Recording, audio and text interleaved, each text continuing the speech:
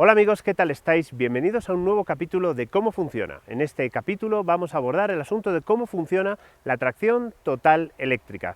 Y para hacerlo, como podéis ver, hemos venido al circuito de Andorra, a un circuito de nieve en el que vamos a tener la oportunidad de poner contra las cuerdas la tracción total eléctrica tanto del Nissan Ariya como del Nissan X-Trail.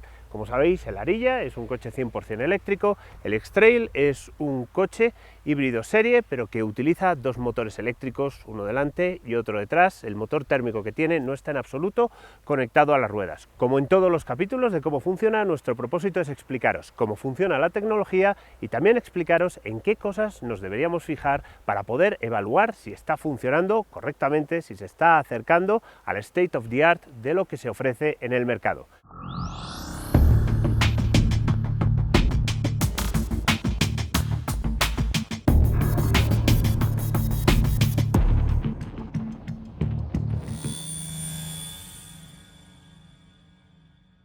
Bienvenidos de nuevo. Tracción total eléctrica. ¿Cómo funciona? Vale, la idea general es muy sencilla. Hasta ahora en los coches convencionales con motor de combustión teníamos un motor que generalmente está en la parte delantera, ese motor está conectado a una caja de cambios y de la caja de cambios salen dos ejes. Un eje que va a las ruedas delanteras y un eje que va a las ruedas traseras. En función del tipo de tracción total teníamos un acoplamiento que conectaba las ruedas traseras, o en el caso de algunas marcas, como por ejemplo BMW, en los coches de tracción trasera convertidos a tracción total, un acoplamiento que conecta las ruedas delanteras. Todo esto es un poco un cirio. ¿Qué podemos hacer en los coches eléctricos? Simplificar las cosas. Ponemos un motor delantero, un motor trasero y no existe ningún tipo de conexión mecánica entre los ejes delanteros y traseros. Eso tiene muchas ventajas. La primera es que podemos hacer un control muchísimo mejor de la cantidad de par que llega a las ruedas del eje delantero y del eje trasero. En el caso del Ariya y el X-Trail, con un powertrain completamente eléctrico, son capaces de regular la cantidad de par que llega a las ruedas cada 100 microsegundos. Eso significa que a una velocidad de entre 80 y 100 km por hora podemos regular el par que llega a las ruedas cada 10 grados de giro de las ruedas. Desde el punto de vista de la flexibilidad, eso es maravilloso, pero desde el punto de vista del desarrollador, del que tiene que poner a punto el coche, significa una gran responsabilidad, porque tiene una herramienta magnífica, pero tiene que desarrollar todo el software para traducir esa herramienta magnífica en un comportamiento excelente. Ahora, si os parece, os voy a explicar exactamente en qué consiste el hardware del X-Trail que vamos a utilizar para esta demostración y esta prueba. Lo que tenemos aquí es un X-Trail con un sistema, como os he explicado antes, e-Power. Es un híbrido serie. Tenemos un motor térmico que lo único que hace es generar electricidad. De manera que, en casi todos los sentidos, podemos considerar que estamos ante un coche eléctrico. Al menos el sistema de tracción es completamente eléctrico. En el eje delantero lo que tenemos es un motor eléctrico que tiene 150 kilovatios de potencia máxima y 330 Nm de par máximo. En el eje trasero lo que tenemos es un motor eléctrico que tiene 100 kilovatios de potencia máxima y 195 Nm de par máximo. ¿Cuál es el desafío con un sistema de tracción total eléctrica? Pues se trata del comportamiento. Existen situaciones en las que el funcionamiento es muy sencillo. Por ejemplo, sobre suelo seco. Sobre suelo seco, al iniciar la marcha, yo puedo mandar par delante o par detrás y no lo voy a notar en absoluto. El comportamiento del coche va a ser similar. Sin embargo, en un entorno como este, con nieve, la adherencia es mucho más baja. Afortunadamente tenemos unos neumáticos de invierno que convierten el hecho de circular sobre nieve en algo relativamente parecido a circular sobre tierra, pero tenemos que tener mucho más cuidado con el reparto del par. En este punto es cuando el sistema de tracción total eléctrica se vuelve interesante, porque con baja adherencia se convierte más bien en un sistema de control de estabilidad. Y me explico. Los neumáticos no pueden hacer muy bien dos cosas al mismo tiempo. O están traccionando hacia adelante o están controlando fuerzas laterales. Cuando entramos en una curva aparecen fuerzas laterales tanto en el tren delantero como en el tren trasero. Yo puedo utilizar la aplicación de par en el tren delantero y en el tren trasero para controlar cuánto gira, cuánto vira el tren delantero y cuánto vira el tren trasero.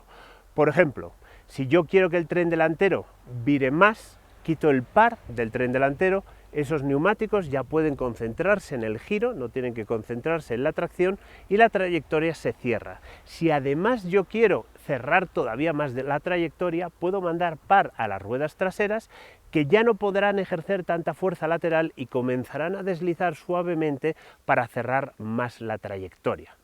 ¿Cómo ha conseguido, en este caso Nissan, hacer este maridaje entre envío de par al tren delantero y al tren trasero para conseguir una conducción segura, eficaz y divertida? Pues eso es precisamente lo que vamos a descubrir ahora con la ayuda del mejor mecanismo que tenemos, un circuito de nieve situado, según dice mi reloj, a 2.382 metros de altitud.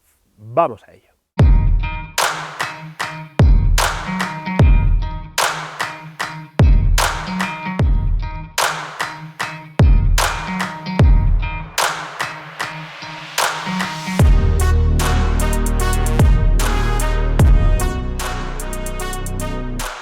Bienvenidos al interior del X-Trail. Como os he explicado antes, la idea es probar un sistema de tracción total eléctrica y en concreto en este coche, que además tiene la restricción de que la generación de potencia no es tan sencilla como en una batería, sino que tenemos un motor térmico que es el que genera toda la electricidad que vamos a utilizar.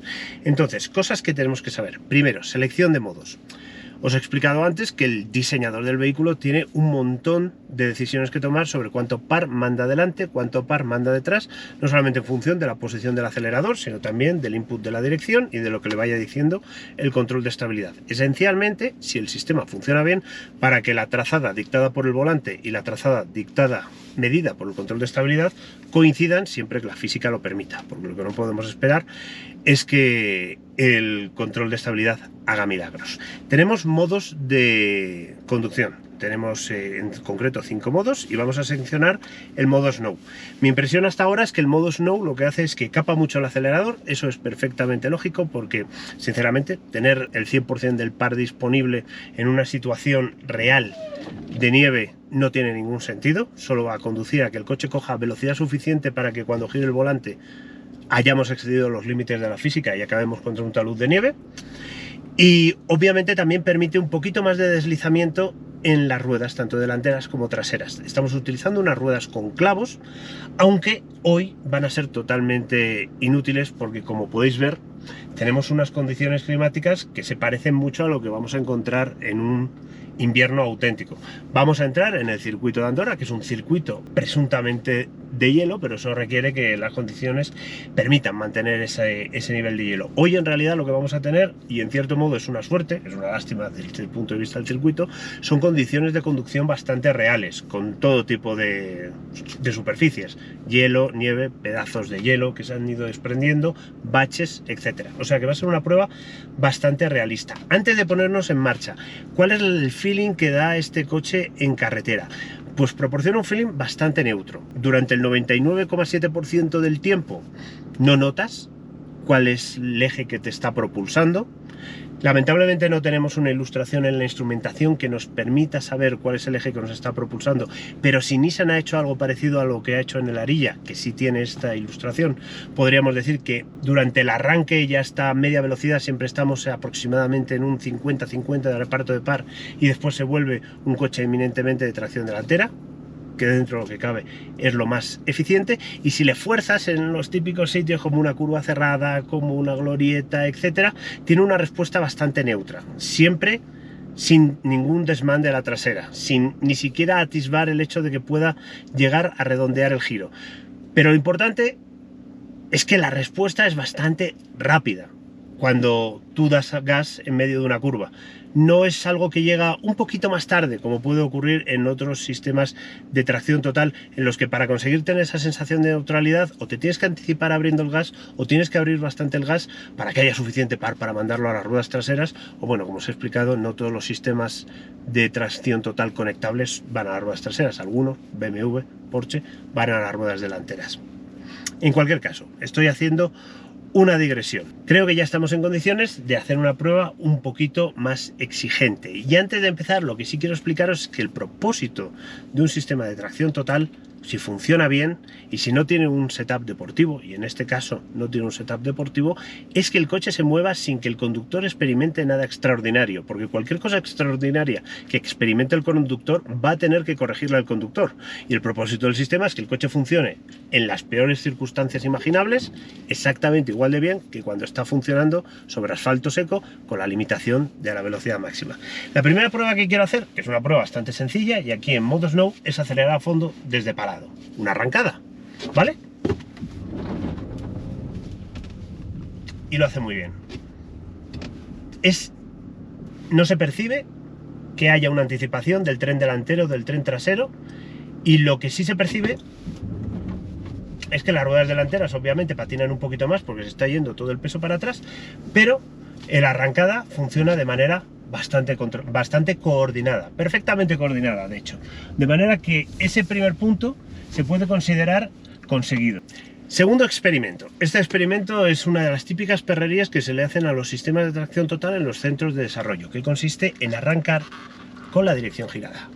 Cuando yo arranco con la dirección girada acelerando a fondo, el asunto se complica mucho, porque ya no estamos simplemente en manos de un control de tracción relativamente inteligente, sino que ahora tenemos que tomar decisiones del estilo de, obviamente, voy a empezar dando par al eje delantero, pero si quiero al mismo tiempo conseguir girar, tengo que regular ese par para que los neumáticos puedan aprovechar la motricidad que tienen en la dirección del desplazamiento, pero sin meter demasiado para que nos vayamos hacia adelante.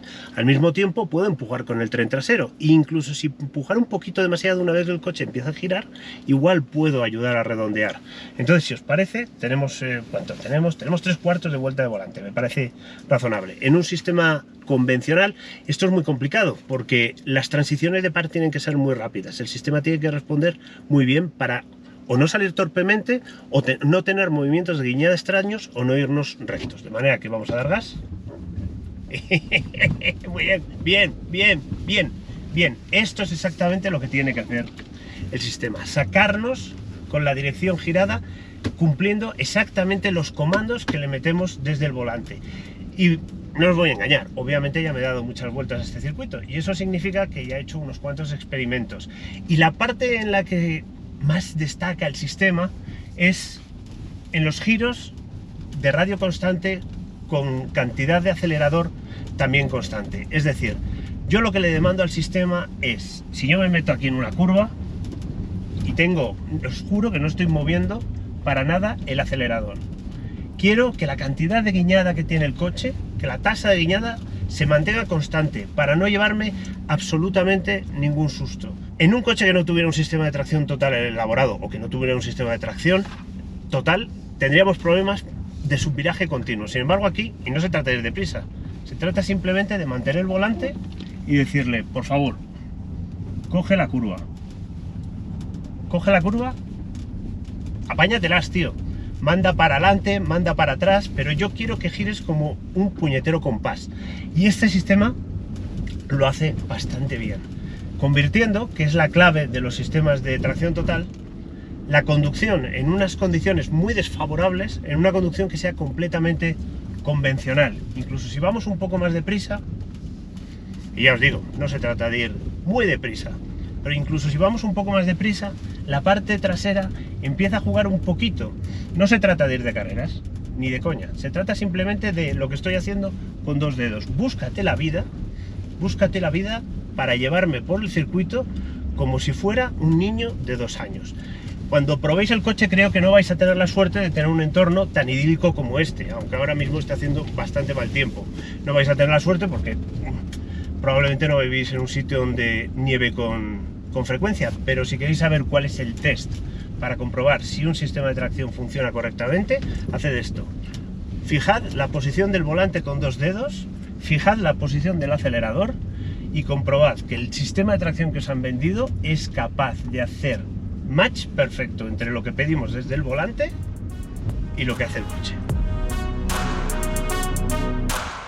Y hasta aquí hemos llegado con este capítulo de cómo funciona, en este caso, cómo funciona la tracción total eléctrica. Hemos aprendido dos cosas. Por un lado, que tecnológicamente, y siempre que dispongamos de potencia suficiente en todo momento para mandar indistintamente al tren delantero o trasero, es la mejor solución tecnológica. No hay que darle más vueltas. Esto es mejor que un Haldex, es mejor que una tracción conectable, es mejor que un diferencial central autovolcante. Lo único que podría mejorar esta solución es poner un motor en cada una de las ruedas. Hay algunos coches en el mercado que ya lo hacen. Estoy pensando, por ejemplo, en Audi o, por ejemplo, en Tesla, en las ruedas traseras, que llevan en algunas versiones dos motores. Y la segunda parte, que es prácticamente igual de importante, el segundo conocimiento, es que el desarrollador, la marca, tiene una asignatura, no pendiente, pero sí que abordar muy grande, porque si el hardware le permite hacer prácticamente lo que le dé la gana, en este caso es el software el que va a conseguir que el coche tenga esas tres características que hemos mencionado antes: una conducción segura, efectiva y entretenida. Y poco más. Os recuerdo que podéis encontrar más episodios de la serie Cómo Funciona en nuestro canal de YouTube, que podéis encontrar toda la información sobre el mundo del automóvil en nuestra página web autofacil.es y que podéis seguir toda la actualidad de las presentaciones en nuestras redes sociales. Y por supuesto, y por encima de todo, como siempre, muchas gracias por vernos.